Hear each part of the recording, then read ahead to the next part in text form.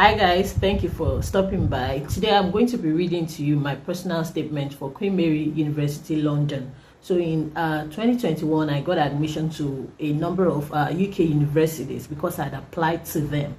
Now I'm speaking as a document reviewer who has worked with people on their application documents, to get into different schools in the US, in the UK, and in Canada, for a number of years, so I did not think of applying because I had things that I was doing in my country and I had no plans to go on for a master's degree yet. But last year through this year I decided to apply to some UK schools because I had some plan in place.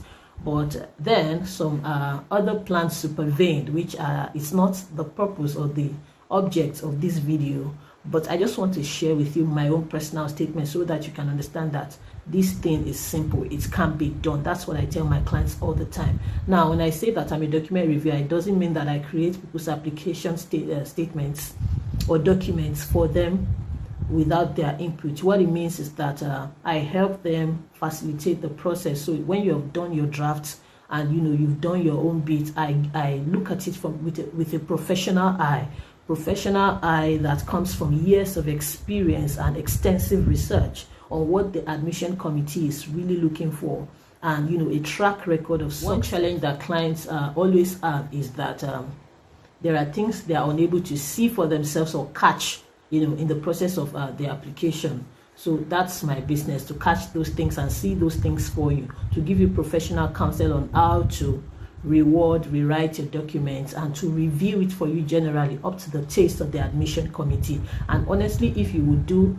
some basic research and read through the instructions, it's very simple and very easy. It's something you can do for yourself and by yourself. You even find people who have gotten into these programs, or even members of the admission committee, telling you that let a third eye look at these things for you. It could be unpaid and it could be paid. Mine is paid because it's a professional service. I'm facilitating the process for you. And it could be unpaid. You could ask your friend or your sister or brother or sibling to look at the documents for you. The basic thing you're trying to achieve is ensure that you meet the standards of the admission committee. Very important. They want to see you because they cannot see you in person. They want to see you on paper. So this is very important. It's not a time for you to be fake or to start being grandiose and nebulous in your vocabulary. And it's not the time for you to be scanty and inefficaciously humble about your achievements. No, it's important for you to speak to their art, to speak to their criteria, to get yourself in on merit. And that is by fulfilling the conditions of the admission. So for Queen Mary University London, the essay question, the personal statement, which I'm going to be reading to you. In another video, I might talk about, the entire admission process, all the requirements and how I met up with the requirements. But today I want to limit this video to the personal statement. And this was the question for the personal statement. It said, please upload a brief 1,000 words maximum personal statement that explains your interest in this area, describes any relevant research experience, for example, as part of a previous degree, lists any academic work you have published or which is awaiting publication. That's the brief. That's your brief, and that is what you should be gunning to fulfill in terms of the word count and the content, the questions that have been asked. So I'm going to read my personal statement to you, and then I'll do a brief explanation of how each portion answers the question. And of course, you can add much more, but the important thing is to answer the question and stay within the word limit. So here's my statement. Before I go on, let me say that I'm sharing this statement in good faith. I hope that nobody will go ahead and write it word for word or copy it out, because it might not work for you. This is my personal statement, which means that it's my personal experience. That's another thing. Personal statements should represent you. You shouldn't just be cooking up, cock and bull stories. You can be very creative in your writing. Yes, you can be creative, but you cannot be dishonest. It's very important for you to, reflect your person, not, some fictitious element completely. So very important. Now, let me read it to you. In July 2020, Mr. Jide, a LinkedIn connection, sent me a direct message. He had a legal challenge and wanted to talk, believing that I had a solution. This came after years of sharing my law practice journey and free legal tips across my social media platforms, especially LinkedIn. When we met, he informed me that he had been following my writings for a while and my recent comment on a post about a recent decision by the National Industrial Court of Nigeria had encouraged him to message me. He was an ex-employee of an oil and gas company whose employment had been wrongfully terminated and his rightful commission on executed projects unpaid due to a loose clause in his employment letter under which his employer is not the only one. My interactions online and offline have revealed that this is a common black hole that most employees fall into, not only in the labor and employment scene, but across all spheres of life and sectors of the society. I have sat at a joint venture agreement negotiation table where the software owner, intellectual property owner, came by himself without a lawyer or prior legal consultation. I have as well represented an accused person who made a statement to the police before consulting a lawyer. The examples abound. It would appear that the wit that prevention is better than cure is lost on most people in my part of the world. This was my earliest motivation to get a master's degree in law. Now, your introductory statement must get the reader glued from start, like they want to finish the entire document. I've started with stories, instances. All of these things happened to me personally as a lawyer. I've been a lawyer for a couple of years, and the reason why I held off from applying to any master's program was because I wanted to understand if I wanted to specialize or remain in general practice first. And when I realized at 2020 that I was still in general practice and still very much interested in different areas of law, I decided that, well, this criteria that's been stopping me from going for a master's degree is not going to go away anytime soon. So I might as well apply for a General LLM, and that's why I decided to apply to Queen Mary University London's General LLM program. And now you can see that the first paragraph I've spoken about, about 3 instances of things that have happened to me personally, things that I've experienced professionally. That's my professional experience.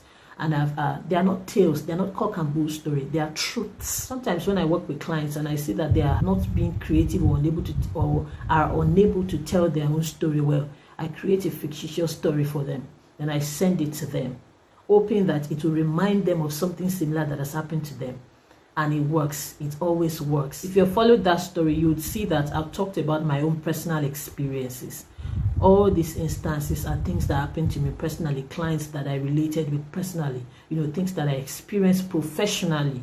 So it's important. So if you're writing your own personal essay too and you've watched or are watching this video, think about something that has happened to you that's spurred you to want to get this master's degree. Or maybe it did not, but it's related to the degree itself. You can link it in. You can start with it. Open with something catchy, something that would, pique the interest of the admissions committee member that is reading or examining your documents. So let's go to the second paragraph.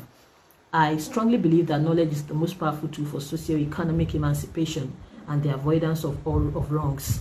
In a bid to help as many people as possible to avoid preventable injuries, I've written extensively on different aspects of law, writings which have been published across different online platforms and well cited in related academic and non-academic work online.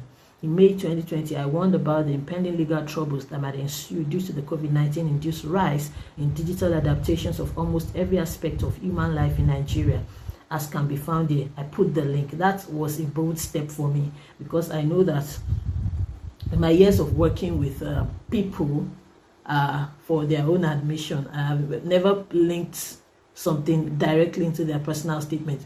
But at this point, I was just saying, I just want to try my hands at these things. I've helped so many people get into schools across the world. I might as well get myself into one.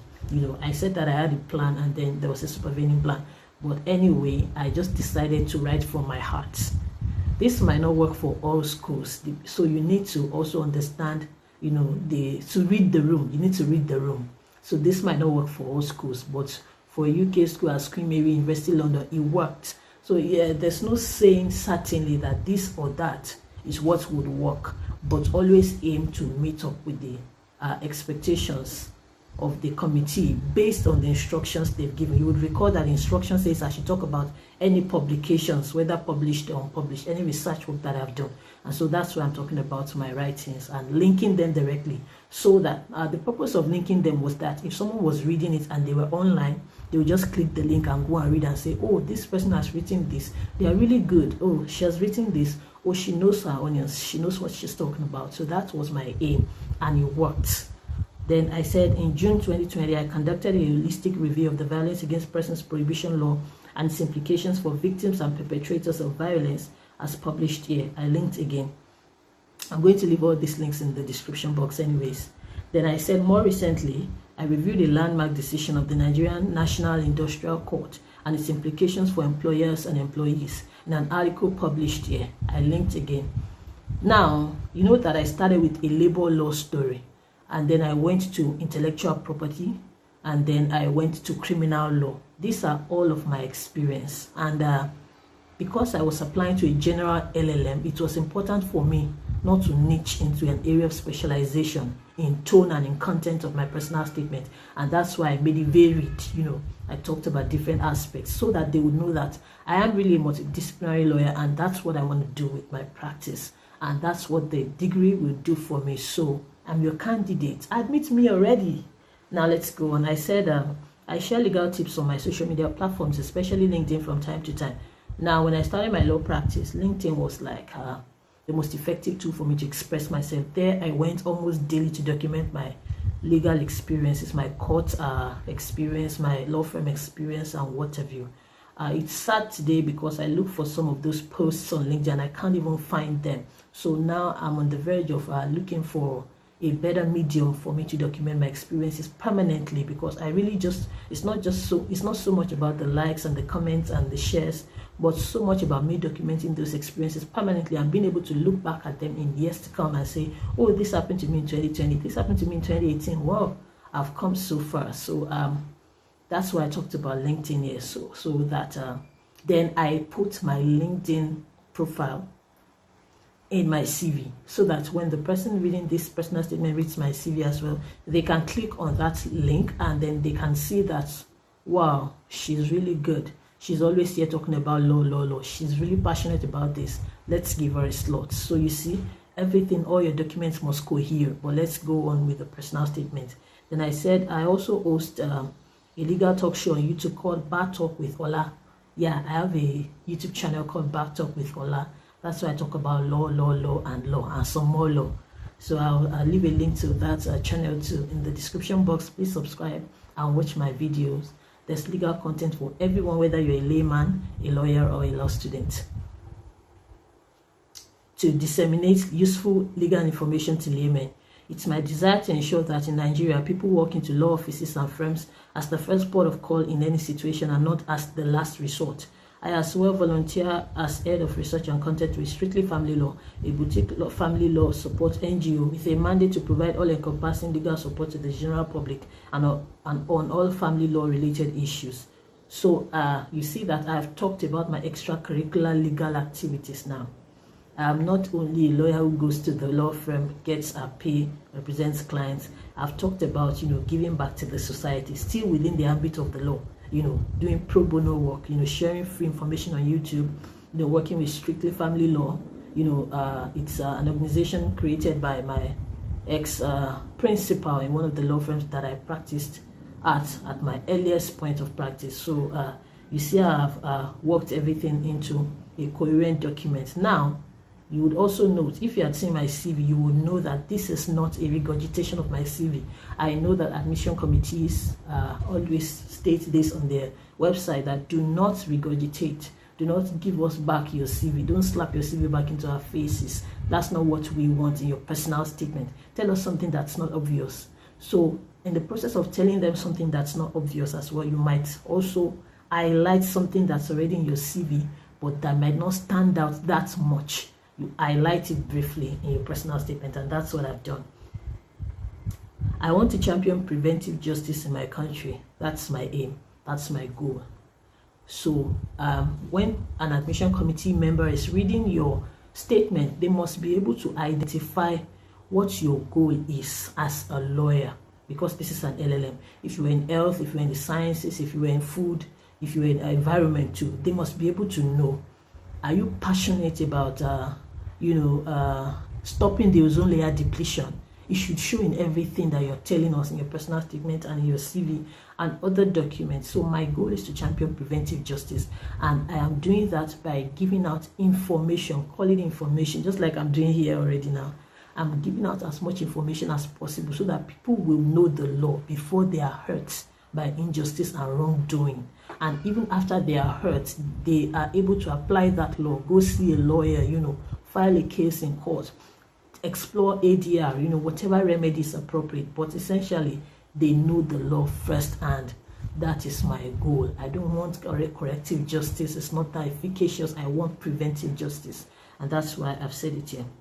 I want as many people as possible to know the law and apply it to safeguard themselves from foreseeable wrongs, as opposed to the traditional approach of seeking cure after the deed has been done. For this reason, I've chosen to obtain a General LLM from Queen Mary University of London, United Kingdom. That's paragraph 2. Now, paragraph 3. So what I've done in paragraph 2 is that I've explored my professional experience up till date, up to the point when I decided that an LLM is my next port of call. Now, what I'll do in paragraph 3 now is explore why I've chosen that program and why I've chosen Queen Mary University and why I've even chosen the country. Those are the things that you should talk about in your third paragraph. Why have you chosen the course, the school, and the country? So I must say that some personal statements will not give you the latitude to talk this much. They said 1,000 words maximum here. For some, it's 500 words. For some, 600, 650, 700 words. So you have to be able to pick the most important things and highlight them in your personal statement. So paragraph 3, I plan to take advantage of the diverse curriculum this program offers, which allows me to select a variety of law modules and design a unique degree. Now, I know this because I've been on the website. Very important. You should study the website front, back, left to right, and center. Sometimes I work with clients when they send me documents that they've prepared and I'm reviewing those documents. I go back to the website. I study it in and out. And sometimes when I draw out some things from the website and put it in their document and send it back to them for their further, review and rewriting or comments or acceptance, they will look at me. Sometimes they will ask me, where did you get this? Is this from the website? I'll say, yes. I send them a link. Check this, please. Can you imagine you are the one applying to the program and you have not even read the website word for word? These things are hidden in the fine prints and the bold prints, what the admission committee is really looking for. It's not that difficult if you will just look at it. You could even be as tactical as to return the school's words back to them in another style, in another way. And they wouldn't even know that you are restating what they stated on their own website because you're being smart about it and you have done your research. Very important. I said in the third paragraph, you're looking to explain why you chose the program, which is best known to you, why you chose the country, why you chose, the school. It's best known to you. 1, 2 is what have you heard about the country, the school, and the program? What is online? If you're going to Queen Mary, for instance, and you want to talk about why Queen Mary is your choice, just Google, why should I go to Queen Mary University? Advantages or benefits of getting an LLM from Queen Mary University. Those search terms will get you the appropriate results, and then they will tell you, oh, their alumni, these are the places where the alumni are working. Oh, the alumni is very strong. They go on to become presidents, to become policymakers, to become this and that. They go on to earn this salary and that salary. And they tell you, oh, they have this law center that allows you to get hands-on practical experience, law clinic experience. And then they tell you that, oh, yeah, London is a very serene environment, or it's the hub of trade. If you're doing a trade law program, this is the hub of trade in the world, the hub of global trade. All those things. Oh, there's sightseeing. Oh, it's a cultural melting pot. This and all those things are things that you work into your personal statement to show the admission committee that I have done my research about your school, about your program, about your country, and these are the desirable elements that makes me want to come. So come on, give me that admission already. So I said I plan to take advantage of the diverse curriculum this program offers, which allows me to select a variety of law modules and design a unique degree. This will broaden my understanding of the multifarious abilities of different aspects of law to help prevent injustice and wrongs across different sectors of the society. Now, you might see that I'm using some big words. I'm a writer in real life. I've been writing practically all my life, so some words just come naturally to me, and they might appear too bogus for you. So use your simple language, however you see fit. But it's important for you not to use language that the admission committee will have to go get a dictionary, check this one and check that one, and they get tired. So be clear and succinct in your communication with the most appropriate and most suitable words and language for you. When I say language, I'm not talking about native language or foreign language. I'm talking about, the tone and the quality of your words, your vocabulary. Yes. So I said, I look forward to gleaning from the depth of knowledge of the erudite professors of law and to learn from the wealth of experience and varied viewpoints of classmates from different legal systems across the world. So now you're making reference to the teachers that will teach you, and you're making reference to your classmates. It's showing teamwork already, showing that you're longing to get into this program, that you know what you're doing. Then I went to yet another paragraph and said, as a former British colony, Nigerian legal system is closely aligned with that of the UK. This will facilitate a smooth learning experience for me. Additionally, obtaining an LLM degree from the UK is necessary to give me the needed leverage and credibility as a young partner in a young law firm, especially in a country as Nigeria, where professional credibility is sometimes ascribed based on international exposure. Now, this is the truth. I know that not many people would dare to say this kind of thing, but honestly, when I made these applications, I just said, I'm going to tell them my truth and see how it works. I'm not going to be so pretentious or trying to be politically correct. So I just went all in. I said, well, let's see what they will do. And yes, they picked me. This might not work for some schools or for some admission committees, but you would know best when you've studied their requirements and studied all about the school. So I just figured that Queen Mary is a school that would allow me write from my heart. So let me write from my heart. And that's what I did. So you said I talked about credibility. At the time I made this application, I had co-founded a law firm for about a year or two with some colleagues, and I was still working there. So I knew that if I got an LLM degree and came back to Nigeria, it's credibility. That's how things work in Nigeria. We prefer foreign things to locally made things. And I spoke to that also in my essay. And then I talked about the international exposure, very important. I therefore strongly believe that an admission into your LLM program will set me up for a stellar practice back at home. Then I talked about the completion of my program. I said, upon the completion of my master's program, I plan to return to my country to continue my multidisciplinary practice with my firm, but more importantly, to establish my own legal consult, where people can come with all manner of legal challenges to get veritable solutions. Now, I'm talking about plans of 5 years, 10 years to come, but I'm just compacting everything into one paragraph. So I said, from proper documentation, legal due diligence, well-researched and tailored advisory, I want to help my people avoid troubles that the law can prevent. That is my goal, and that is my goal, to be very honest. To legally insure clients against foreseeable and avoidable wrong. And where the solution is a redress, this consult will work hand in hand with my current law firm to provide legal representation to clients, as we are currently doing for Mr. Jide. Now, I must say that Mr. Jide is not the real name of my clients that had the real issue that I talked about in the first paragraph, so please. Then I went ahead to talk about what my knowledge would do for my people when I get back to Nigeria. It's important for you to give the admission committee a sense of how you would use the degree, especially back at home. If you want to proceed to a postgraduate program, it might be okay to mention it in some instances. In some instances, it might not be okay to mention it. Matter of fact, if you're applying for some scholarships, you have to come back home first. So show them how you will use that degree. And that's what I did in yet another paragraph. Because they said 1,000 words, that's why it's so long. So if you are 500 words, you can't talk this long. But hey, that's what I did. So I said I strongly believe that the multifaceted benefits of the timely and rightful application of the law to prevent wrong in both simple and everyday human and business interactions are largely untapped in my country. So I said, yes, I want to tap it. And getting a General LLM degree is the step in the right direction. I said a General LLM degree is therefore the next step in the right direction. I'm skipping some things because it's getting too long even for me.